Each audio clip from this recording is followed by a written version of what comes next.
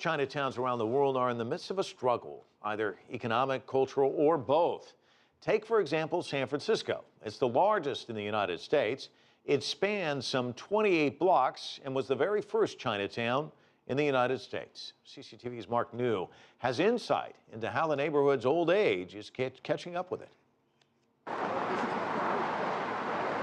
It used to rank right up there with the Golden Gate Bridge and Fisherman's Wharf as San Francisco's top tourist attractions.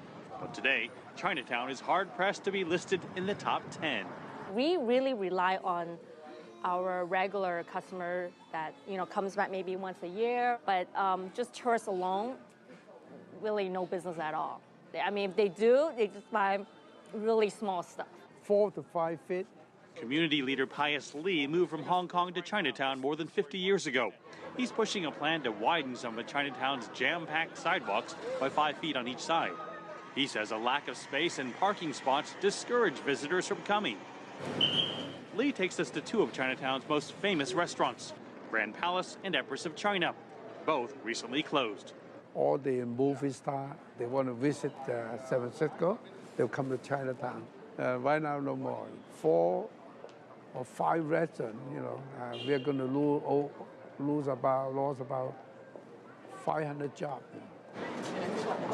When night falls, San Francisco's Chinatown becomes somewhat of a ghost town. There are no longer any Chinese movie theaters here, and very few entertainment venues to draw in the nighttime crowds. Due to zoning restrictions, only one residential apartment complex has been built in decades, and that was for low-income residents. So if the younger generation want to stay in Chinatown, there's no room for them. That's why when they graduate, get a good job, probably they'll move out of the Chinatown. Lee says even though regulations have helped preserve Chinatown, change is needed more than ever to inject a youthful energy into this historic neighborhood. Bye. Mark New, CCTV, San Francisco.